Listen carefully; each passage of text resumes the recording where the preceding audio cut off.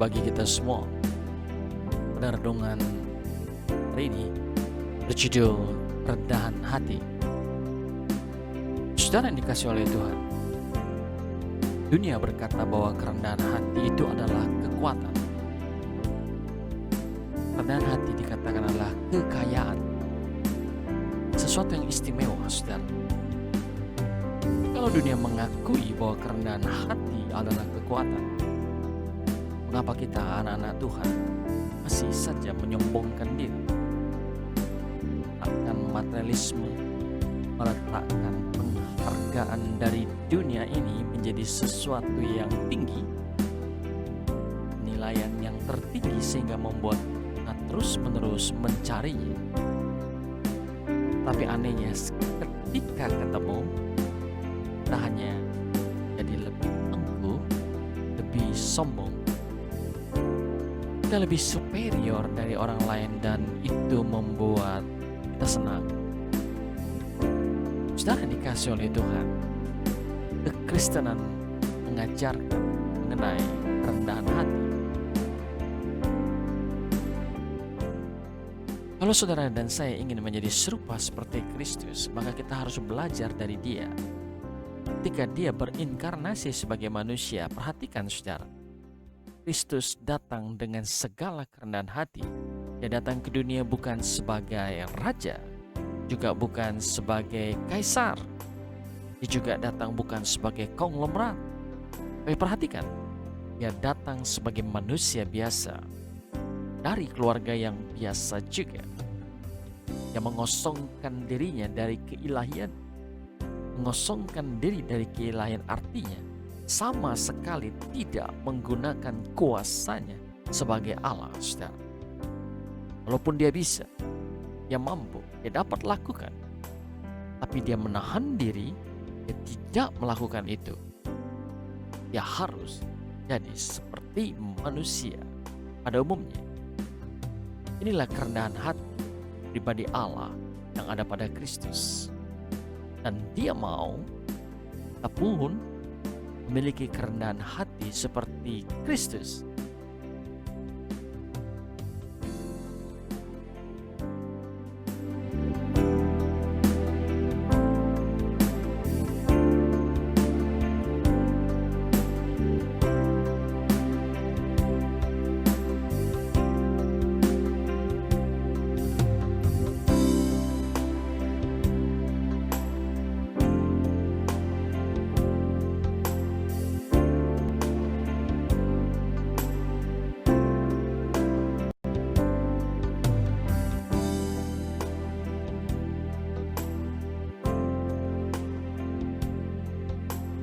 Tapi musuh saudara yang bernama setan, dia berupaya menggoda saudara, sehingga membuat saudara mengejar keangkuhan, mengejar superior, mengejar kesombongan. Dia membuat saudara dengan pikiran-pikirannya yang ditanamkan dalam pikiran saudara, sehingga saudara menjadi seperti senang kalau saudara di atas orang lain.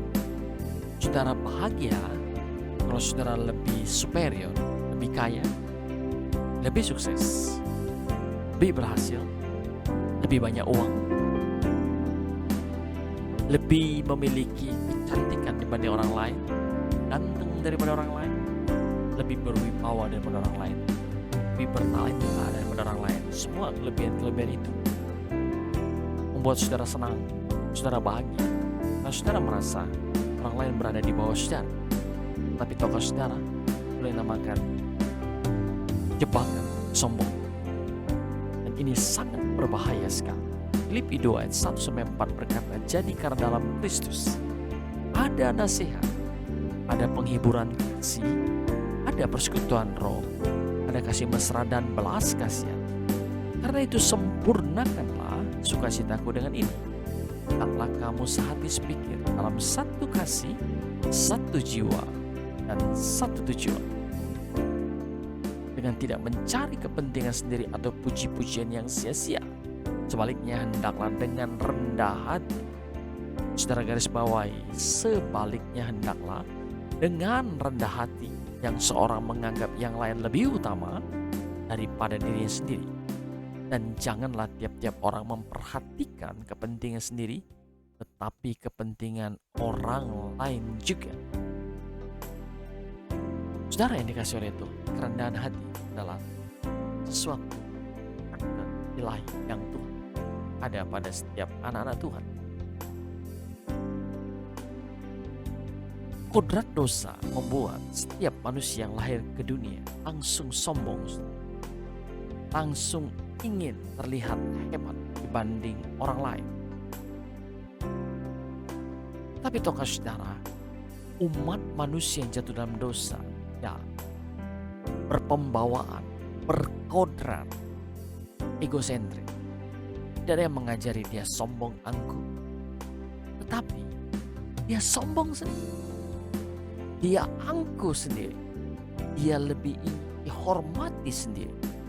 Itu ada pembawaannya dari lahir. Itu sebabnya manusia yang sudah lahir baru harus melawan kodrat dosa yang bernama kesombongan dan keangkuhan. Dan melawannya bukan saja sekali-sekali, tetapi setiap hari.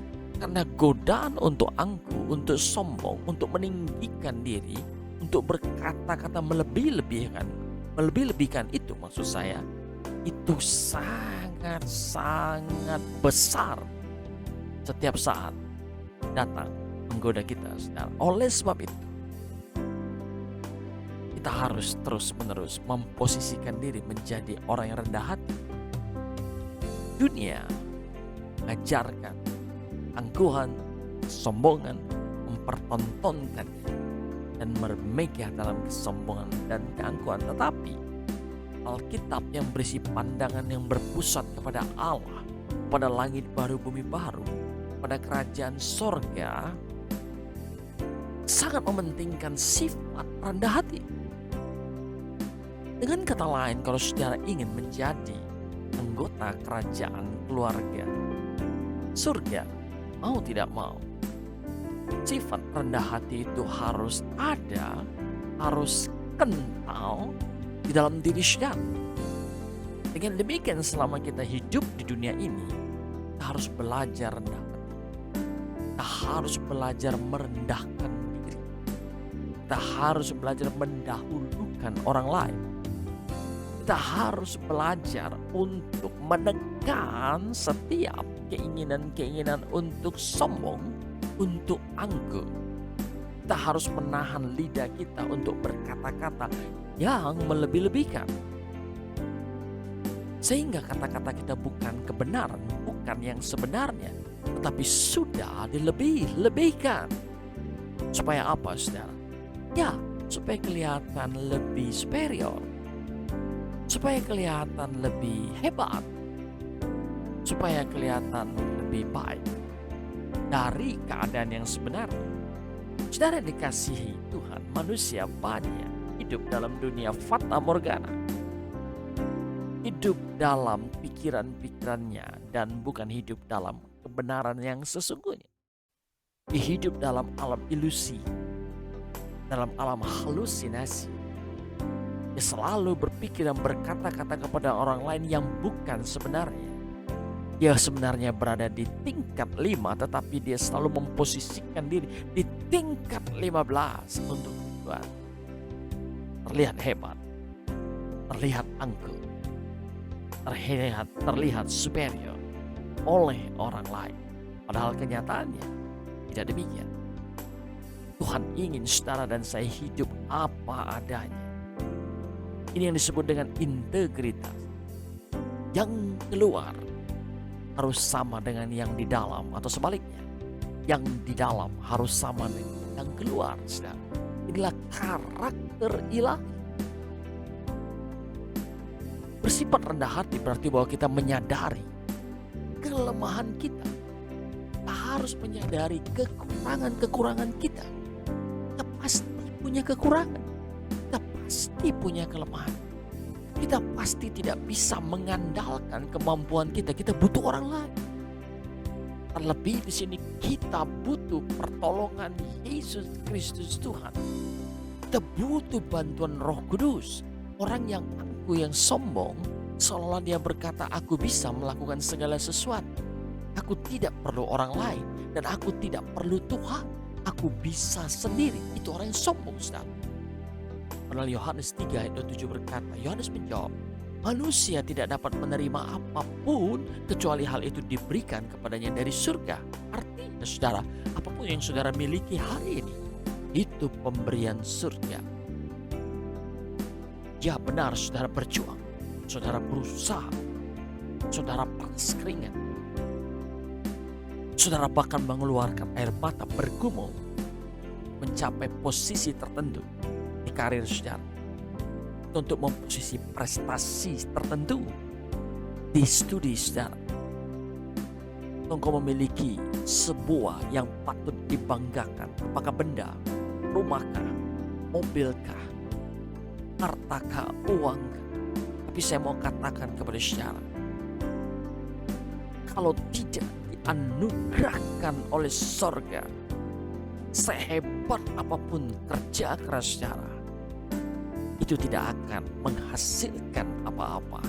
Karena begitu banyak orang yang bekerja keras, mengeluarkan keringat, sungguh-sungguh dalam studinya, bergelar apapun. Tapi kita lihat, hidup mereka tidaklah sesukses orang-orang lain. Dengan kata lain, saudara, dengan kata lain, tidak cukup hanya kerja keras, tidak cukup hanya bergumul dan mengeluarkan keringat, tidak cukup hanya pantang menyerah, tidak cukup hanya memiliki high fighting spirit. No, tidak cukup. Itu perlu dimiliki oleh kita, tetapi harus ditambahkan pertolongan daripada Tuhan, saudara.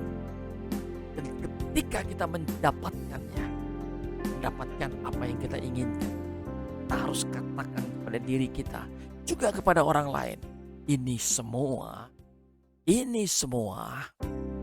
karena pemberian izin dari sorga. Apa yang kumiliki adalah kasih karunia, anugerah yang surga titipkan untuk saya. Sehingga saudara tidak sombong, saudara tidak angkuh, saudara tidak merasa itu karenamu. Engkau merasa itu karena Tuhan. Karena Tuhan. Sebab Yohanes 3:27, kebenaran yang sesungguhnya manusia tidak dapat menerima apapun. Catat saudara, tidak dapat menerima apapun. Engkau tidak dapat menerima apapun kecuali hal itu diberikan kepadanya dari sorga. Sudah sangat jelas. Tentu sorga tidak akan memberikan kepada orang yang malas, orang yang tidak bergumul, orang yang tidak berjuang, orang yang tidak bekerja keras. Surga hanya memberikan pada orang yang rajin, yang pantang menyerah, yang berjuang, yang sungguh-sungguh. Surga berikan kepada orang-orang seperti itu. Tetapi semuanya itu otoritas, hak prerogatif dari surga, yaitu Allah dan kerajaan. Saudara yang dikasih oleh Tuhan, kalau kita mengerti hal ini, saya percaya tidak akan mungkin keluar keangkuhan dan kesombongan dari mulut saudara. Sikap-sikap saudara pun tidak akan menunjukkan kesombongan. Saudara merasa kedudukanlah pemberian Tuhan. Suami, istri, anak, pemberian Tuhan. Bisnis yang terus berkembang, itu izin sorga. Apa yang saudara miliki hari ini, pelayanan, orang-orang yang saudara muridkan, orang-orang yang saudara kadar, itu semua diizinkan sorga. Yang artinya, kalau sorga tidak mengizinkan, itu semua tidak akan kau peroleh. Untuk itu, kita tidak perlu menyombongkan diri dengan apa yang kita miliki, saudara. Karena Yohanes 3:27, semuanya diberikan kepadamu dari sorga. Saudara yang dikasih oleh Tuhan, evaluasi diri saudara. Maka saudara hari-hari ini sombong, angkuh. Mungkin kau menilai dirimu rendah hati. Coba ukurkan dirimu kepada kebenaran firman Tuhan dan kepada karakter sikap Kristus. Hanya kepada orang lain, maka aku sombong. Apakah sikap-sikapku menunjukkan kesombongan, songong, sok tahu, sok hebat, sok pintar, sok ngerti, dan segala kata sok ada padamu membuktikan bahwa kamu sombong? Kita melihat Hilal bin Sakar atau iblis atau Satan